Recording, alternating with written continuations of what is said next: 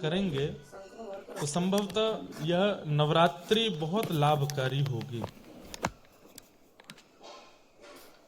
हम सब कृष्ण भक्त हैं, अधिकतर यहाँ पर वैष्णव बैठे हैं, तो फिर ऐसा क्या करें कि शक्ति से हमारा मतलब, शक्ति मतलब दुर्गा, अरे नहीं, शक्ति से हमारी कृष्ण भक्ति बढ़े। ओम के ऊपर बहुत कम आ रहा। उसके लिए क्या प्रयास करें? दिखना चाहिए नीचे से। एक बात याद रखिएगा, गोपियों ने भी रास विहार करने से 1 वर्ष पूर्व कात्यायनी की उपासना की थी, और कात्यायनी ने ही कृपा करके श्री कृष्ण को प्रदान किया। सीता जी ने भी राम विवाह से पूर्व देवी उपासना की, और देवी को प्रणाम करने के पश्चात फलस्वरूप राम जी मिले। रुक्मणी जी ने भी कृष्ण विवाह से पूर्व शक्ति को प्रणाम किया, और शक्ति की कृपा से ही श्री कृष्ण प्राप्त हुए। इससे ये बात सिद्ध होती है कि कृष्ण प्राप्ति जिन्हें भी करनी है उन्हें पूर्व प्रणाम शक्ति को करना पड़ेगा, देवी को करना पड़ेगा। तो चाहे मैं हूं, चाहे आप हूं, चाहे यहाँ विराजमान सब हैं, पंचदेव आपके जीवन में होने चाहिए। पहले सूर्य, उनको प्रणाम करो नित्य। बहुत छोटे छोटे से नियम हैं। रोज सुबह उठते ही स्नान करते कुछ मत करिए, बस हाथ जोड़ करके सूर्य प्रणाम। वैसे तो सूर्य को अर्घ बहुत प्रिय है, अगर हो सके तो तुरंत अक्षत चावल और कुछ रोली में ला करके थोड़ा सुगंधित जल करके सूर्य नारायण भगवान को अर्घ प्रदान करो। इतना भी समय नहीं, सामान्य जल से अर्घ प्रदान करो।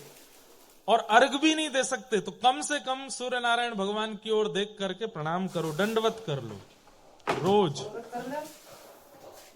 सूर्य प्रणाम। दूसरा, गणपति प्रणाम, श्री गणेश जी को प्रणाम करो।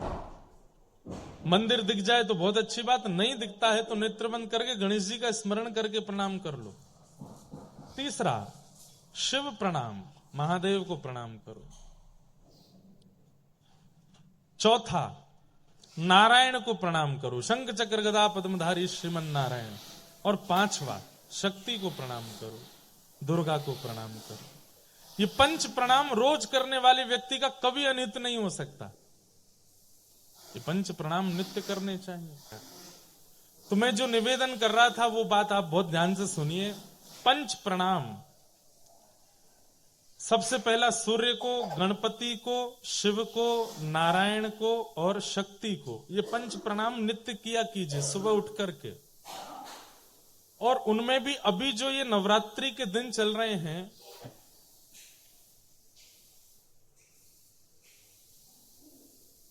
तीन 365 दिन में भजन करके, भक्ति करके, साधन करके, नियम करके जिस भाव को आप प्राप्त नहीं कर पाते हैं वो इन विशेष रात्रियों में प्राप्त हो जाते हैं। आप अन्य दिनों में जो साधन करोगे, अन्य दिनों में जो भजन पूजन करोगे, उसका प्रभाव हो सकता है कहीं ना कहीं आपकी योग्यता देख करके प्राप्त होगा, लेकिन इन 9 दिनों में किया गया साधन आपको निश्चित प्राप्त हो जाएगा। और इन 9 दिनों में कोई बहुत बड़ा नियम नहीं बता रहे हैं हम आपको, बस एक नियम बता रहे हैं।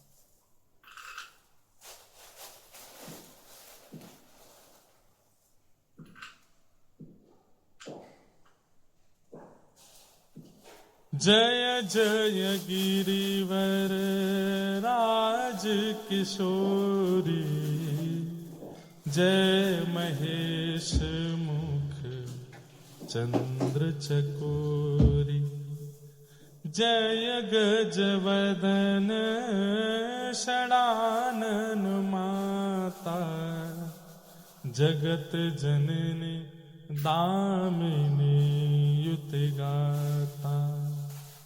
नहीं तब आदि मध्य अवसाना, अमित प्रभाव वेद नहीं जाना।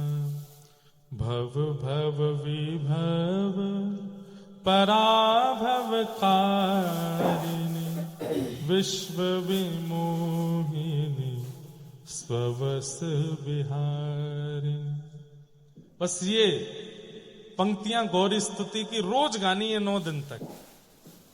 सुबह नहीं गा पाए हो तो आज रात्रि को स्नान करके बैठ करके आसन पर और श्री कात्यायनी पूजन कर रहे हो, इस भाव से इन श्लोकों का गान करना है। और पाना क्या चाहिए? क्या? श्री कृष्ण हमको और प्रिय हो जाए। हे मैया ऐसी कृपा कर दो, हमारी भक्ति में और वर्धन हो जाए, हमारा भजन और बढ़े। वजन नहीं, भजन, भजन और बढ़ जाए। कहीं वह भूल गया ना तो वजन बढ़ ही जाएगा 9 दिनों में। भजन बढ़े, वृंदावन के प्रति प्रीति बढ़े, सदगुरु के प्रति विश्वास बढ़े, संतों की सेवा के प्रति रुचि बढ़े, आलस्य रहित हो जाए हम ठाकुर जी की सेवा में। और अंत में कह देना, यदि मैं योग्य हूं तो इस जन्म में श्री प्रिया प्रियतम का नित्य विहार दिख जाए। 9 दिन करके देख लीजिए, क्या पता श्री जानकी जी की कृपा, किशोरी जी की कृपा, जगदम्बा की कृपा इन 9 दिनों में हो जाए और श्री प्रिया प्रियतम हमें प्राप्त। और इसमें संशय मत कीजिए, ये विश्वास के साथ कीजिए कि होगा ही होगा। क्यों? क्योंकि इन्होंने ही गोपियों को मिलाया है ठाकुर जी से, इन्होंने ही रुक्मणी जी को मिलाया ठाकुर जी से, इन्होंने ही सीता जी को मिलाया राम जी से। हमें नहीं मिलाएंगे? निश्चित मिलाएंगे। तो 9 दिन ये गौरी स्तुति की 4 पंक्तियां हैं, इनको रोज करना और कुछ मत करिए पूरे दिन। हम तो चकाचक दाल बाटी खा के आए हैं आज हनुमान जी के पास जाके। कोई हमसे बोला महाराज जी नवरात्रि का आज व्रत है। मैंने कि देखो, अगर तुमको लगता है कि ये अन्न है तो मत खाओ, और लगता है कि हनुमान जी का प्रसाद है तो फिर छोड़ना मत।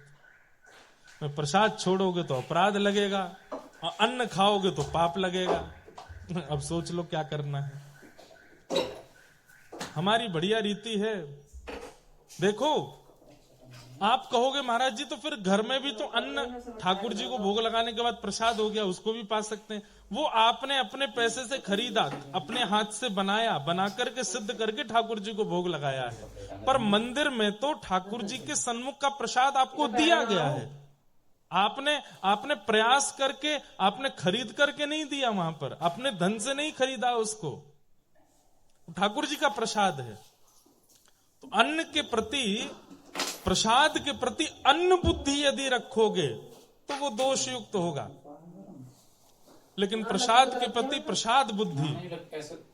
लेकिन याद रहे, फिर कहीं ऐसा नहीं हो कि अभी नवरात्रि के व्रत चल रहे हैं और याद आई कि वो वाले हनुमान जी का लड्डू बहुत बढ़िया मिलता, महाराज जी ने कह दिया है कि प्रसाद के प्रति अन्न बुद्धि मत रखो, खाने चलते हैं। नहीं, दोष लगेगा, क्योंकि आप जीव के आकर्षण में वहां जा रहे हो, प्रसाद के आकर्षण में नहीं।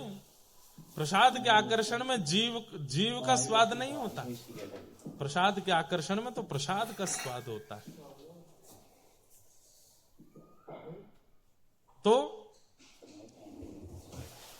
नवरात्रि के दिन है, कई लोग बहुत नियम करते हैं, हमारा भी नित्य हवन का नियम है, लेकिन हम आपसे बहुत स्पष्ट कह रहे हैं, सब नियम एक तरफ और गौरी स्तुति का भाव से पाठ एक तरफ, इससे ज्यादा कुछ नहीं करना है। केवल गौरी को सुंदर सुंदर रागों में, अगर राग आते हो तो रागों में, राग नहीं आता हो तो केवल भाव से ही ये गौरी स्तुति सुना दीजिए और बस मांग लीजिए कि हमें श्री कृष्ण चाहिए। 9 दिनों में आपकी की गई समस्त भावना पूरी होगी होगी होगी, निश्चित होगी।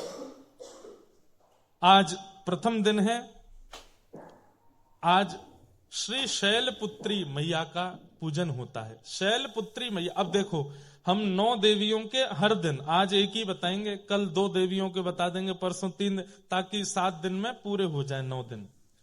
शैलपुत्री मैया जो है ये धैर्य का प्रतीक है। धैर्य किसको कहते हैं? पेशेंस, सहनशीलता, जो हम लोगों में बिल्कुल भी नहीं है।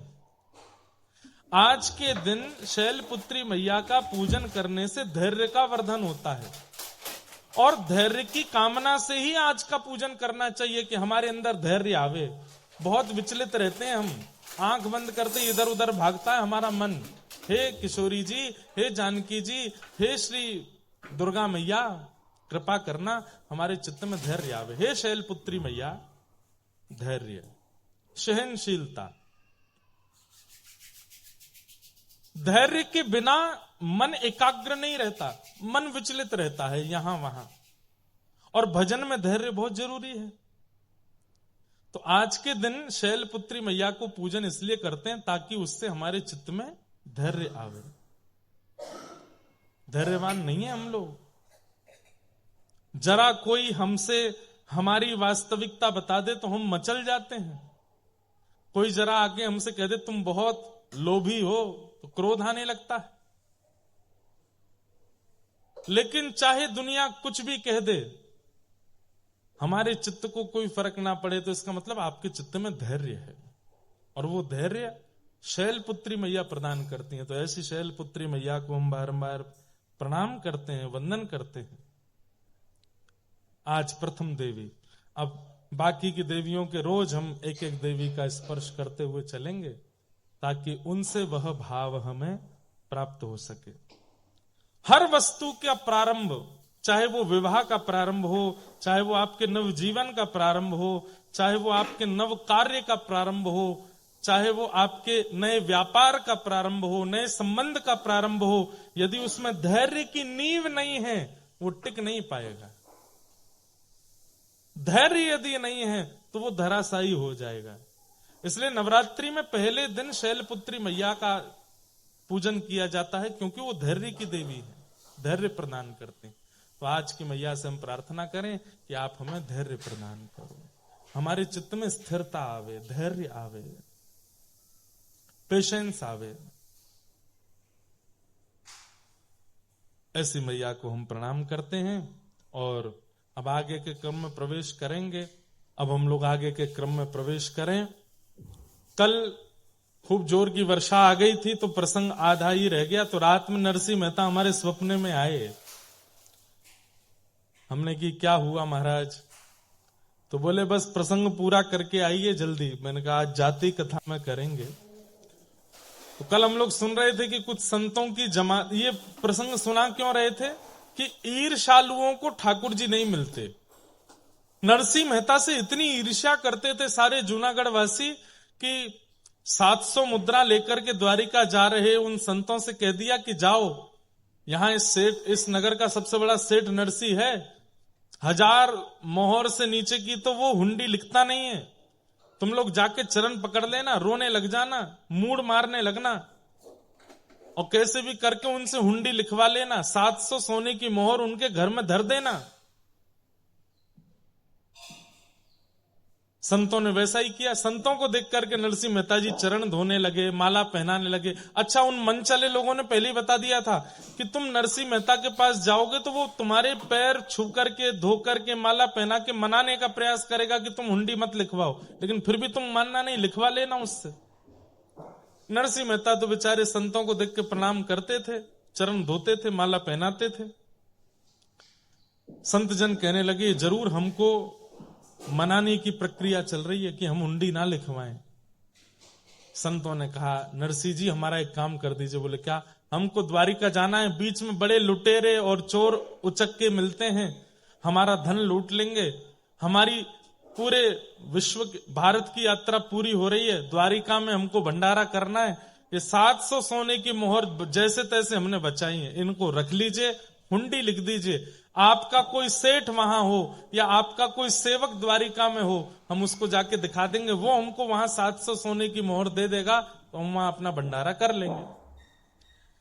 नरसिंह मेहता जी बोले आपको मुझे देख के लगता है कि मैं हुंडी लिखता हूंगा? बोले हुंडी लिखने वाले आप जैसे ही होते हैं, वो ऐसे बन के रहते हैं कि कोई उनसे हुंडी लिखवा ना पावे। ये आपकी फटी धोती और आपके तन की स्थिति से हम बहकने वाले नहीं हैं, हमारी हुंडी लिखिए। इतना पीछे पड़ गए संत जन, नरसिंह मेहता रोने लगे, मेरी कोई गद्दी नहीं है द्वारिका में। अरे मैं किसी को नहीं जानता सिवाय एक के। बोले किसको जानते हो? बोले वहां सांवरिया सेठ है, वो द्वारिकाधीश को बोल रहे थे, केवल उन्हीं को जानता। बोले उन्हीं के नाम से लिख दो। नरसिंह मेहता बोले इस बात पर मुझे विश्वास भी है कि वो इनको दे देंगे, लेकिन मैं ये कैसे करूं? मैं ठाकुर जी पर कैसे थोप सकता हूं? और रही बात, हुंडी तब लिखी जाती है जब आप किसी से धन ले लो और सामने जिसके नाम पर हुंडी लिखी उसको देने की तुम में सामर्थ्य हो। मैं ठाकुर जी को कैसे दूंगा? तब नरसिंह मेहता के मन में एक विश्वास जगा। बोले संत जन तो मान नहीं रहे, तो 700 सोने की मोहर लेके तुरंत पूरे जूनागढ़ के ब्राह्मण, विप्र और संतों को बुला के भंडारा कर दिया, दक्षिणा बांट दी, भंडारा कर दिया, सब संतों को खिला दिया। और एक पत्र लेकर के नरसिंह मेहता जी ने लिखा, हे नाथ, आपके नाम पर मैं इनकी हुंडी लिख रहा हूं। 700 सोने की मोहर मैंने लेकर के आपके नाम से हुंडी लिख दी है। कृपा कर द्वारिका जब ये लोग पहुंचे तो मेरी लाज रखना, इनको 700 सोने की मोहर दे देना।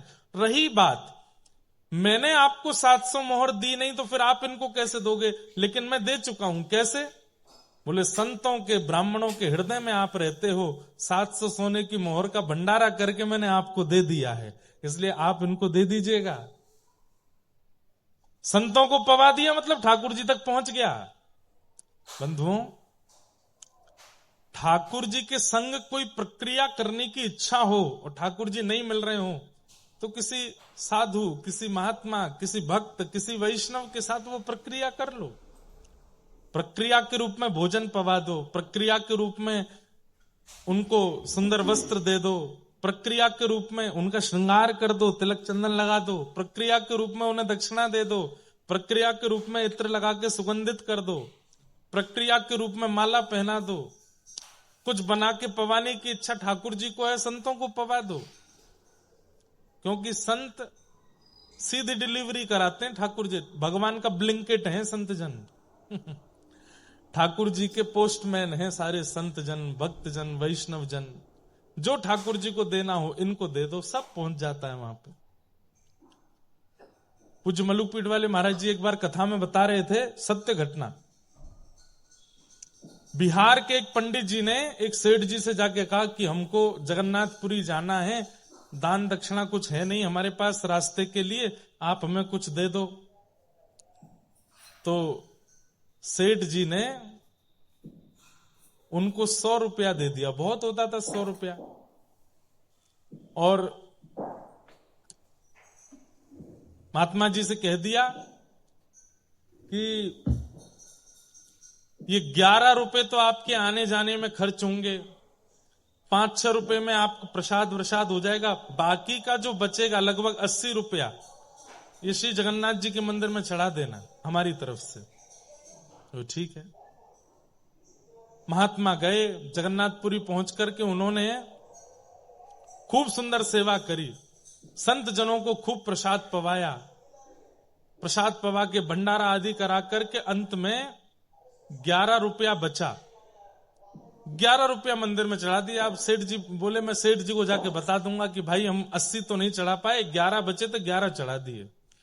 सेठ जी से जाकर के कहा कि देखो सेठ जी, हमने वहां भंडारा आदि किया तो खर्चा बहुत ज्यादा हो गया, आपने 80 रुपए के लिए कहा था, इतने की टिकट बनी, इतने का प्रसाद हुआ, इतने का हमने भंडारा कर दिया, 11 रुपया बचा था वो हमने महाप्रभु जगन्नाथ जी को अर्पित कर दिया।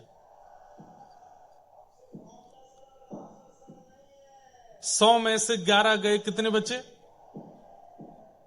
100 में से 11 गए, कितने बचे? 89। सब कुछ संतों की सेवा में लगा दिया। 11 रुपए मंदिर में चढ़ा तो सेठ जी के मन में आया, मैंने 80 के लिए बोला था, इन्होंने 11 ही क्यों चढ़ाए? चलो कोई बात नहीं, 11 चढ़ गए तो अच्छा है। ये सोचकर के सेठ जी जब सोए तो रात्रि में महाप्रभु जगन्नाथ स्वप्न में आए और स्वप्न में आकर के बोले, तुमने 100 रुपए देकर के एक संत को भेजा था?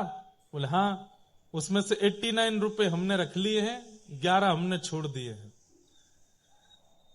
सेठ जी उठ करके बैठ गए, बोले कि संत तो बता रहे थे कि उन्होंने 11 रुपए चढ़ाए, ठाकुर जी कह रहे हैं मैंने इतने रुपए रख लिए। दूसरे दिन जाके जब संत से पूछा कि ये ऐसे स्वप्न में ठाकुर जी ने हमको बताया, तो संत के नेत्र सजल हो गए। बोले कि हमने जो मंदिर में जाके ठाकुर जी को चढ़ाया, ठाकुर जी ने वो स्वीकार नहीं किया, जो संत सेवा में लगाया वो ठाकुर जी ने स्वीकार किया। जो वैष्णव संत सेवा में हमने अर्पित किया उसको ठाकुर जी ने स्वीकार किया।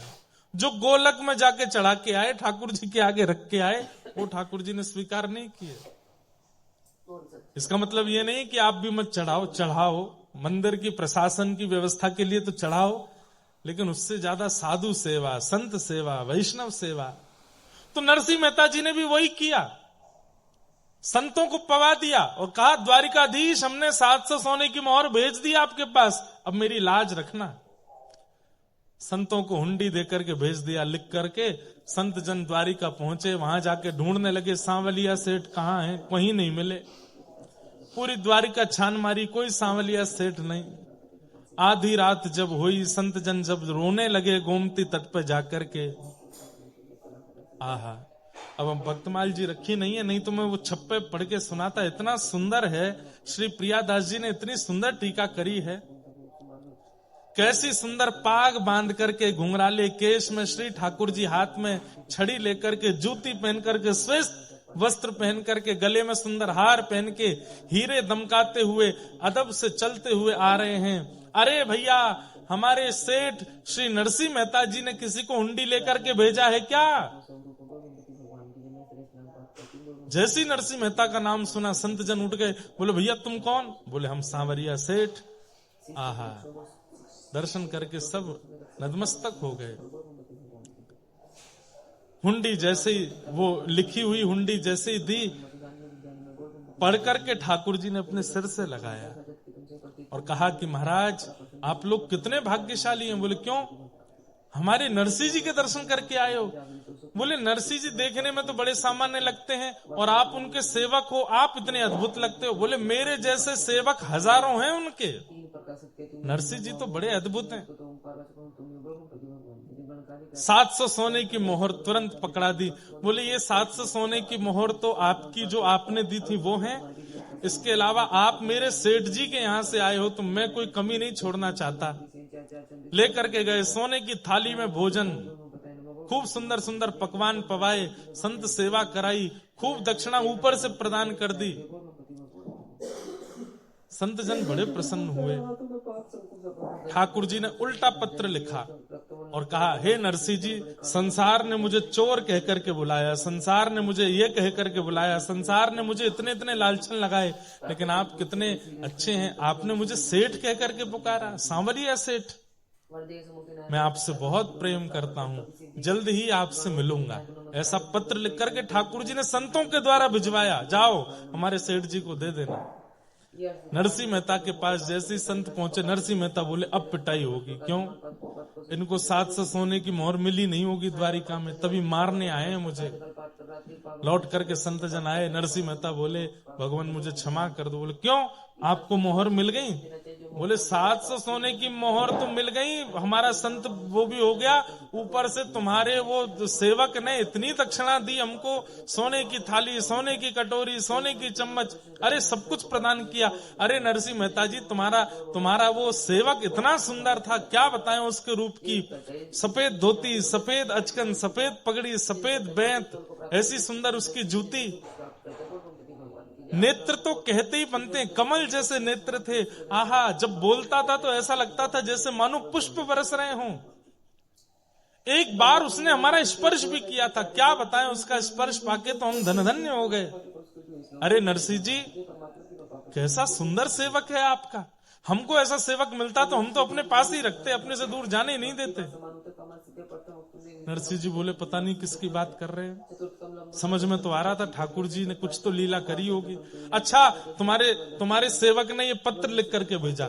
जैसे ही पत्र पढ़ा नरसिंह मेहता ने और अंत में पढ़ा कि मैं तुमसे बहुत प्रेम करता हूँ, जल्दी मिलूंगा। ये पढ़ करके नरसिंह मेहता तो रोने लगे। ईर्ष्यालु देखते रह गए और यहाँ ठाकुर जी ने नरसिंह मेहता पर कृपा कर दी। इसलिए बंधुओं, कोई दोष जीवन में आ जाए चलेगा, आपके अंदर काम है कोई बात नहीं, कथा सुनना शुरू करो, नाम जप करना शुरू करो, नष्ट हो जाएगा। क्रोध है धीरे धीरे वो भी शांत हो जाएगा, मोह है वो भी धीरे धीरे चला जाएगा, लोभ है धीरे धीरे वो भी नष्ट हो जाएगा। कथाएं आदि सुनना शुरू कर दो, सत्संग करो। लेकिन ईर्ष्या है तो मेहनत ज्यादा करनी पड़ेगी, क्योंकि ईर्ष्या ठाकुर जी को प्रिय नहीं है। और दुर्भाग्य की बात है कि ईर्ष्या लगभग मानवों के अंदर होती है, लगभग। अभी कोई आपसे ज्यादा सुंदर कपड़े पहन के आ जाए, हो जाएगी ईर्ष्या। हम कथा में इतने साधारण बन के आ रहे हैं, ये इतना बढ़िया पहन के आ रहा है। हमसे बढ़िया कोई खाने लगे, कमाने लगे, हमसे बढ़िया कोई कुछ प्राप्त कर ले, हमसे बढ़िया घर बना ले, हमसे बढ़िया बच्चे हो जाएं, सब में ईर्ष्या हमारे चित्त में आती है। ईर्ष्या ये कष्ट का कारण। अरे आप लोग तो संसार की बात कर रहे हैं, हम व्यासपीठ में बैठ के कथा करते हैं, कथा करने वालों से ईर्ष्या हो जाती है लोगों को। ऐसी ऐसी ईर्ष्या के लोग। लेकिन ईर्ष्यालु व्यक्ति इस बात को प्रमाणित दे रहा है कि मैं कभी ठाकुर जी से नहीं मिल पाऊंगा, इसलिए वो ईर्ष्या को प्रधानता दे रहा है। इसलिए हमारी प्रार्थना, ईर्ष्या चित्त में मत लाइए।